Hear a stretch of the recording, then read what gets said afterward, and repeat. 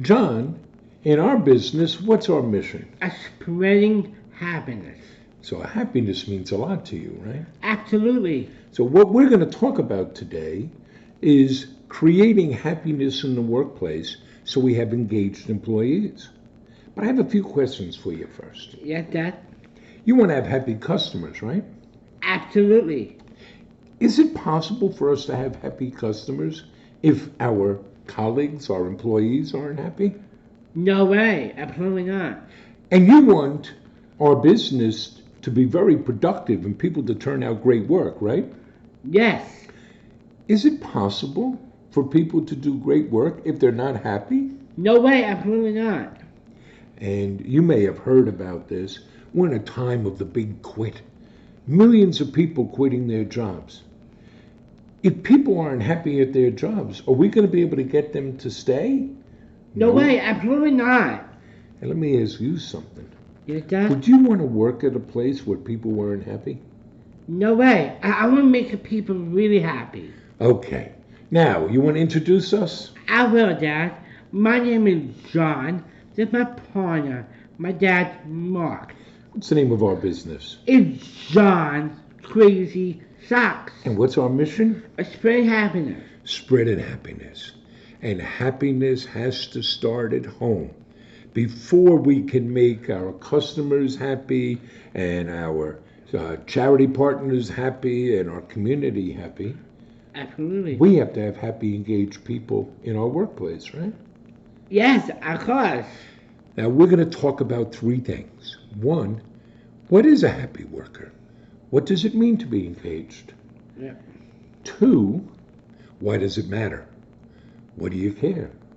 And three, we're going to share our approach to creating a workplace with happy, engaged employees. Well, let me ask you this. Yes. So you're all about happiness. What do you say are the keys to happiness? Our only matter is about is gratitude. And do for others. A critical you have. Gratitude and do for others. You know, the theme of this conference is gratitude. Are you grateful for the people we get to work with? Yes, we do. I am really grateful for what people have right now. So, here's one place we want to start. Enter with a mindset that says it's not that somebody should be happy or grateful that we gave them a job. We should be grateful that they've joined us and they work with us and they produce. That approach, that attitude of gratitude goes a long way to creating happy, engaged employees. And when we talk about being grateful, we don't mean you have to be beholden to somebody. It means more appreciate the work they do. Absolutely. And we'll talk more about that. So, what do we mean by happy workers? Well, another word for that could be engaged. Engaged workers who feel good about the work they're doing and the place where they work. Workers who feel valued and respected. Workers who can do the best work possible. They can become their best selves. Now, you've heard about lots of things that on the surface make it look like it creates a happy workplace. Ping pong tables, pinball machines, masseuses. All that sounds nice, right? Absolutely. But that's window dressing. Right. That alone is not really going to get you happy, engaged employees. Here are the questions we ask our employees. We do surveys. We want to know. We ask, do you feel good about the work you're doing? Do you take pride in the work that our company does? Would you recommend our business to a friend or a previous work colleague? We want to know, how are you feeling about the work you do? Does it make you feel good? There are going to be tough days. There are going to be days no one is smiling because we're grappling with problems. But in the long haul, you want people who are there because they want to be there, who are working hard because they want to get things done, who take pride and commitment in working on the mission of the company. That is what we mean by having happy workers and engaged workers. Right. And why does it matter? Why do you care? I once had a boss who said, I pay people to work. I don't pay for them to be happy, and I don't care if they're happy. Why does it matter if employees are happy? Well, we all know one thing. If people are engaged and happy, morale is going to be up. But you know what that leads to? And here's the important business purpose. When morale is up, when people are engaged, Yeah. productivity is up, retention is up, and it helps you recruit. So stop and think about it. How could productivity be up? Well, if people are happy and engaged, they're more likely to go that extra distance. They're going to pay more attention. And it's not just anecdotally that we see this. Oxford University did a study and found that workers who identified themselves as being happy workers were 13% more productive. Simply because they enjoyed being where they're at. They enjoyed the work they were doing. They enjoyed and liked the way they were treated. It makes a big difference in retention. If people are happy with the work they're doing, if they're happy with the workplace, they're not going to leave. They're going to want to stay. They're going to want to continue working there. Why would they leave? As long as you can keep them engaged and happy, you have a better chance of keeping your employees. And it helps recruit. Think about it. If you walk into a place of business and you look around, and if morale is high, you can feel the energy. If you look around and you see people that are focused, but you also see people smiling and liking the work they do, you're much more likely to want to take that job. And if people are happy on their job, they're going to tell others. And other people are going to want to come there. Do you think that matters today? Today, in this age of the big quit? In August, 4 million people quit their jobs. In September, more than 4 million people quit their jobs. They call it the big quit, the great resignation, because people are saying, wait a second, I have a choice. I don't have to stay in a place if I'm not happy, if I'm not productive, if I don't think I'm valued and respected. But if I create a workplace where people get that, they're not going to leave. And at a time of a labor shortage, where it can be hard to find people, you create a happy place, you create a place where people want to be, and you'll be able to attract people. We've been able to do that, right? Absolutely. On Long Island, where our business is located, businesses are struggling to find enough workers, and particularly to find enough workers for the holidays. We wanted to add some staff because our business picks up in the holidays. We added 5 people in 3 days, and we had a surplus of folks. Now, one of the reasons is because we're willing to hire people with different abilities. But one of the reasons is people want to come and work with us. All right. People want to come in to a happy work environment. They want to be in a place where they can be valued and respected and produce and be engaged. Does that sound good to you? It sounds perfect to me. Okay. So, you want happy workers? This is what a happy worker looks like. Here's why it's worthwhile. How do you get that? How do you create a work environment with engaged and happy workers? We have 5 pillars to our employee engagement. 1, offer people a mission worthy of their commitment. 2, make sure every employee knows why his or her job matters, how that job connects to the mission. 3, put people in a position to succeed. Don't ask people to do what they can't do. Put them in a position to succeed. 4, recognize the work that everybody does. See them. See what they're doing. And 5, stay the hell out of the way. Let people do their jobs. 5 simple pillars. So let's go through those. All right? Go ahead, Dad. So, 1, start by offering people a mission worthy of their commitment. That mission has to be something larger than ourselves. And it can't be, well, we're all going to go make money. Don't get me wrong. We want to make money, right? Absolutely. You'd like to make some more money? Yes, I do. We like to live indoors? Yes. You got to pay those bills. Right? Yeah, we do. Okay. But the mission has to be more than that. So, what's our mission? Our mission is spreading happiness. It's spreading happiness. And we're able to define what that is, right? We have 5 pillars to spreading happiness. Inspiration and hope. Inspiration and hope.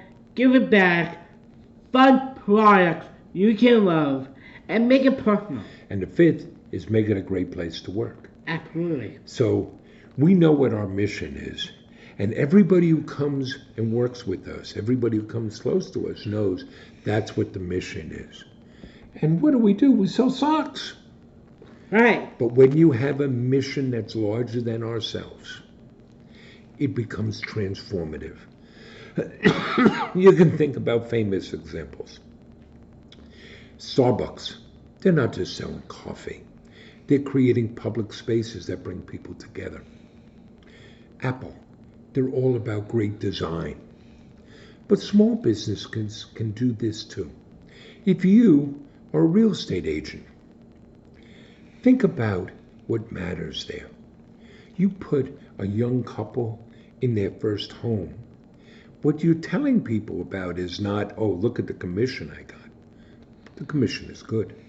But what excites you is getting people started, getting them a home to start their lives together. Or if you put that family in the perfect home to raise children in, that's what excites you. Right? You find that mission. Excuse me. If you're a plumber, you're not just putting pipes together. You're giving people some safety and some security in their home. You got to find that mission that matters. And then invite people in. Invite people to join that mission.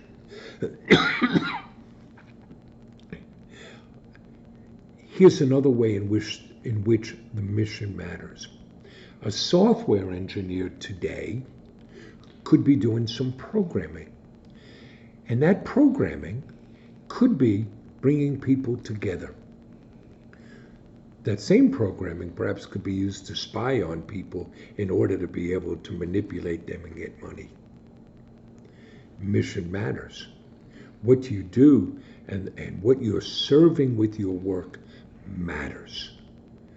So step 1, offer people a mission that matters. Lead with that. Make sure everybody knows what your organization is about. And remind them over and over.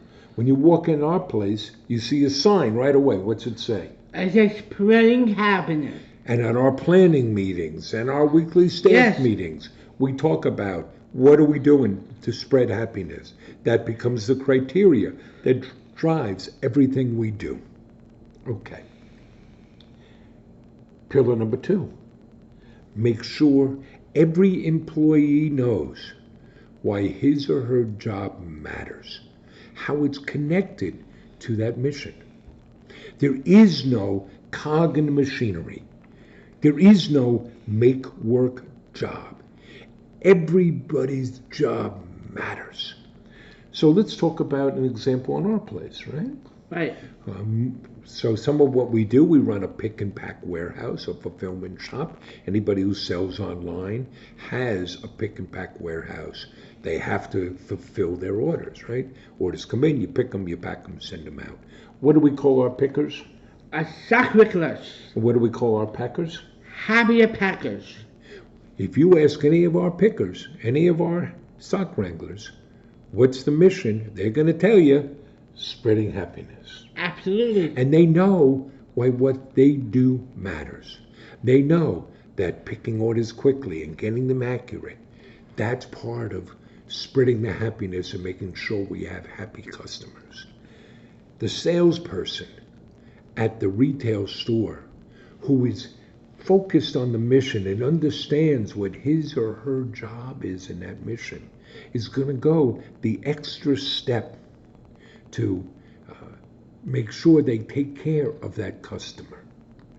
That real estate person I spoke before, if what they're living for is to make sure people get into the right home, they're going to listen more to that customer. They're going to look a little bit harder. And the payoff is going to be better for them because that employee is going to feel better because they know they're working towards that mission. And when everybody knows the mission, then everybody can contribute to the mission. So here's an example in our place. What do we put in every package? Every package get a thank you note and candy. Thank you note and candy. And then one day, one of our happiness packers comes to us and says, you know, we sell socks for diabetics, and we're sending these diabetic socks to customers and shipping them candy at the same time. That's a little strange. Right. So what do we do now? We have a supply of sugar-free candy that goes if somebody orders diabetic socks. We do that because everybody in the place knows the mission. Everybody knows their job contributes to that mission, and everybody's trying to carry it out. I'm going to give you a great example about this, a great story. So you know that President Kennedy, John F. Kennedy, declared in 1961, we're going to put a man on the moon before the decade is out. Right. This was a tremendous undertaking.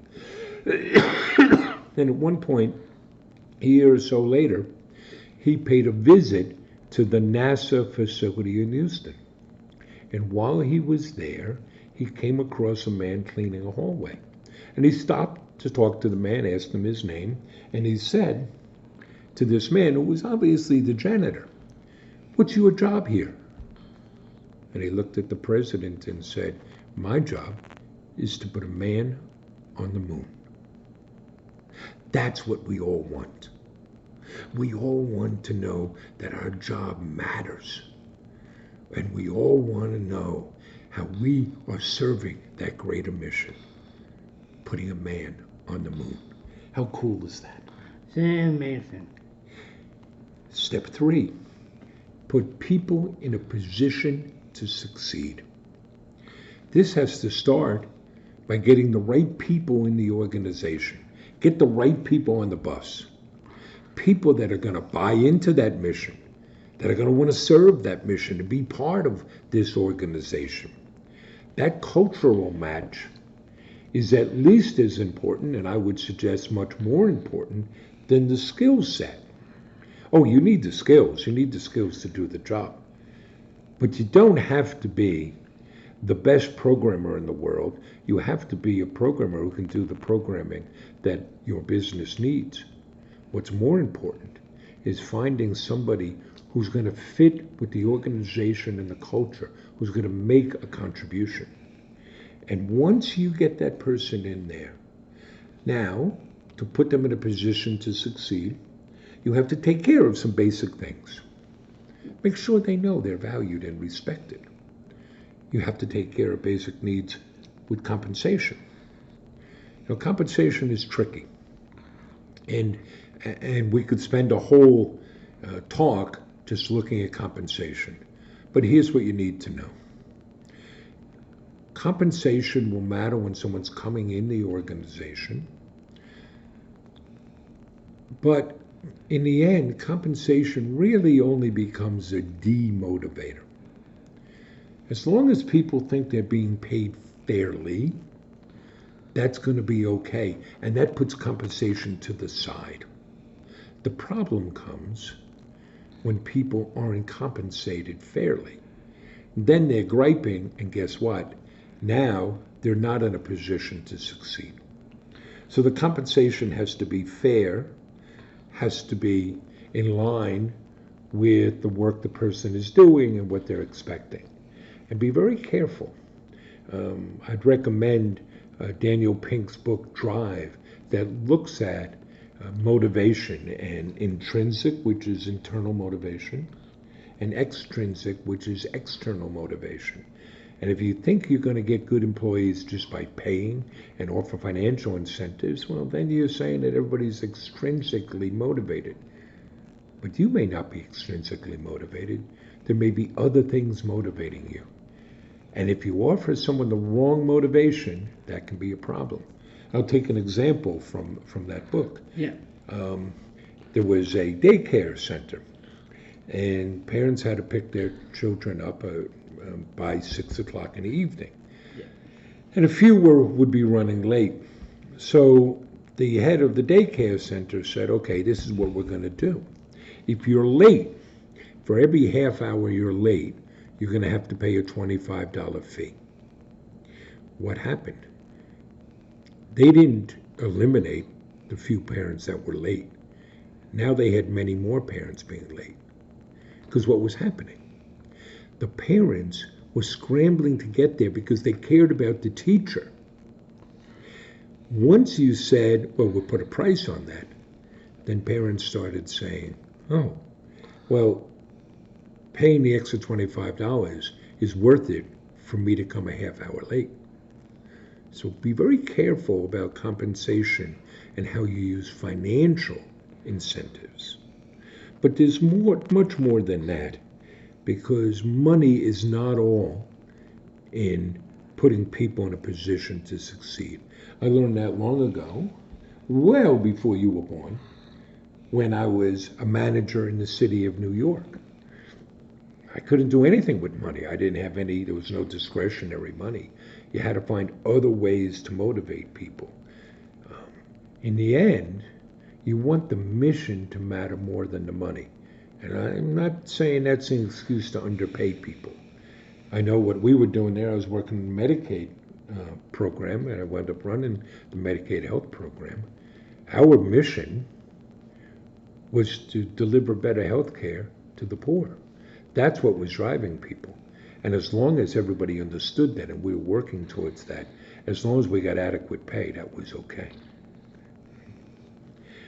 But let's come back to putting people in a position to succeed.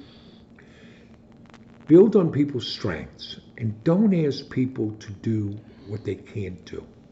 So what are some of the things you do at John's Crazy Socks? I do videos.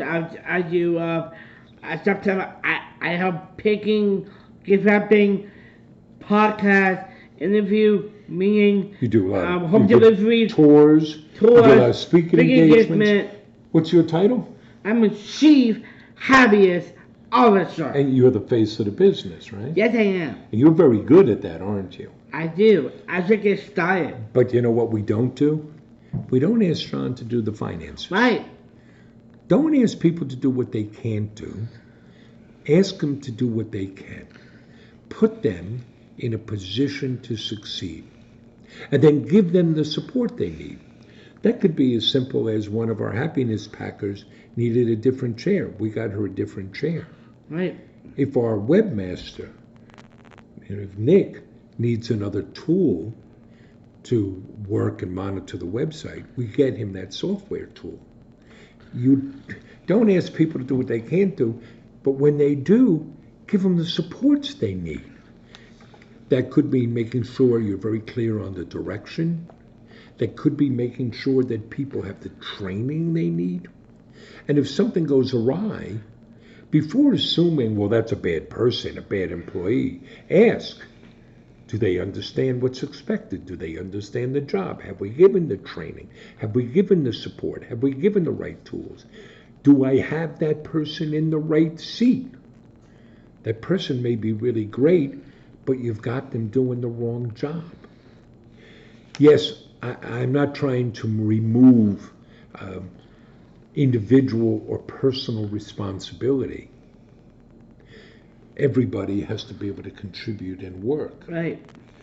But you get this team of people, and you want to make sure that they can do well, because everybody wants to go and do well. And I'll use an example from the sports world. Some of you may be football fans and may know of the NFL, and in the NFL, of the New England Patriots.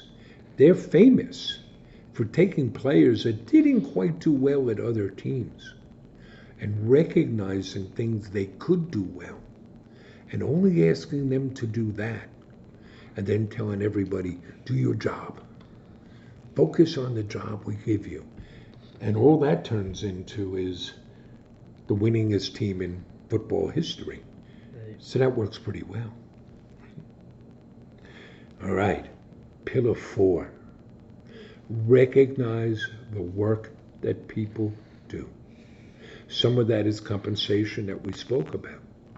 But think about it. Think about yourself and your own work. You care about the work you do. You try to do a good job. How does it make you feel when someone says to you, hey, I saw what you did there? That was pretty neat. How does it make you feel when you're recognized for the work you do? That's what's important. Recognize the achievements, share them, celebrate them. If somebody led a positive initiative, bring that up at the next staff meeting. Recognize that person. We, in a small office I ran once, every time we had something positive, we rang a bell. People love ringing a bell. You worked in that office, right? I do. You liked ringing that bell. I love that.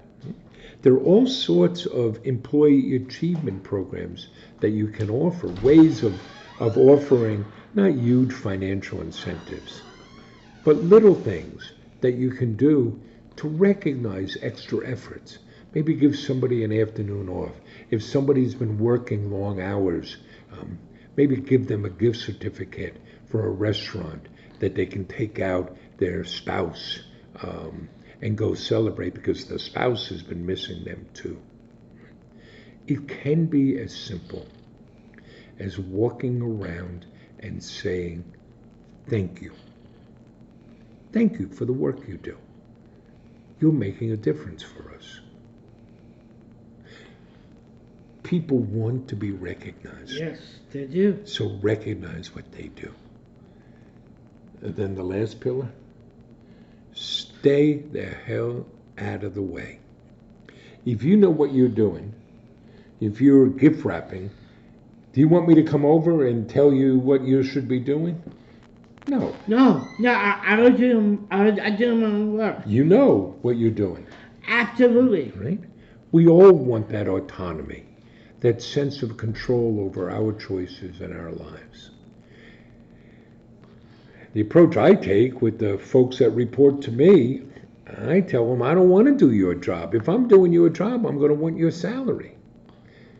I've hired you because you can do that job better than I can do it. Don't get in the way. Don't micromanage. You've hired the right people. You've told them, here's the mission. They know what their job is, where they're supposed to fulfill that mission. You've put them in a position to succeed. You've acknowledged what they do. Now let them do their job. So those are our 5 pillars on how to create an engaged, happy workplace. 1, give people a mission worthy of their commitment. 2, make sure everybody knows why his or her job matters, how their job serves that mission. 3, put people in a position to succeed. 4, recognize the work that people do. 5, stay out of the way. Let people do their job. Let them go and produce. Does that sound like a good plan? That is incredible. So, in closing, be grateful for the team that you've put together? Be granted. Be granted as you have. Be grateful. Be grateful. I have now. Make sure that everybody knows what the mission is. Reiterate it. Put signs up. Talk about it. It should infuse itself into everything in the organization. Make sure everybody knows how they're serving that mission. Right? Because when you're doing that, not only are you creating a great place to work, but together you're going to go have an impact on the world. You're going to change the world. How much more exciting can it be than that? How much better can it get? And how great will your colleagues feel when they're doing something that matters, that's getting recognized, and they can see the impact out there in the world? And with all of you working in HR, your jobs are critical. Your jobs are critical to make sure your organization is valuing the people you have. I know early on in my career, when I rose to more senior management positions or ownership, the HR function, I always call it people. That was one of the first roles I created, and it was always one of the most important. Because what you do matters and really drives the organization. So together, you can go and create great places to work that's going to attract people. And when you're all working after that same mission, you're going to have an impact. You're going to make a difference. Buddy, you got anything you want to offer people? I do. Follow your hearts. Follow your dreams. Work hard. So you can do. Sounds pretty good. So tell people again who we are. We are. Did my partner, my dad, Mark. I am John from John's Crazy Socks. John's Crazy Socks. And listen, folks, if you have any questions, we'll answer them at the end of this talk, but you can always follow up with us. We'll always be glad to talk to you about it, or come for a visit. We're in Melville, out on Long Island. And where can people find us? I'll go at johnscrazysocks.com. Sounds pretty cool. All right. Thank you very much. Thank we hope you you. enjoyed this talk. Bye.